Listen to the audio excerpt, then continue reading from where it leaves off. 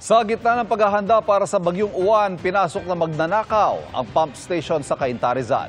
Mula sa Cainta, Rizal, nakatutok live si Mav Gonzalez. Mav. Ivan, ayon kay Mayor Kit Nieto ay hindi na nga mapapakinabangan ngayong araw yung ninakawang pump nila dito sa Park Place, Cainta, Rizal. Dahil din nga tuloy-tuloy yung mga pag-ulan ngayong hapon ay sapilitan ng inilikas yung mga nasa mababang lugar gaya dito sa Barangay Santo Domingo. Bago pa dumilim at lumakas ang ulan dala ng Bagyong Uwan, nag-ikot ang truck ng lokal na pamahalaan ng Cainta para hakutin ang mga bata, babae at nakatatanda. Nagpatupad na ng forced evacuation sa ilang mababang lugar gaya ng Barangay Santo Domingo. Pero may ibang hindi lumikas. Pa naman po lang namin mga bata para sa evacuation. Maiwan rin po kami. Ihatid lang namin siya. Oo, saka yung misis, walang maiwan sa gamit. Depende po. Pag nakikita po namin yung sitwasyon talagang kaya okay naman po ma'am kami rito. Safe naman po. Kumbaga dito hanggang Baywang, pero dito sa amin hanggang dito lang. Habang naghahanda ang mga taga-Cainta para sa bagyo, sumalisi at pinasok ng magnanakaw ang pump station ng bayan sa Park Place kagabi.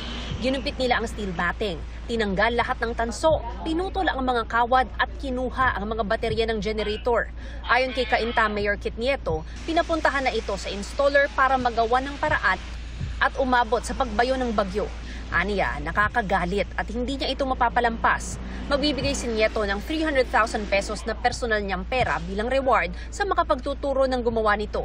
Pinalagyan na rin daw ng 24-hour security lahat ng iba pang pump stations ng Cainta.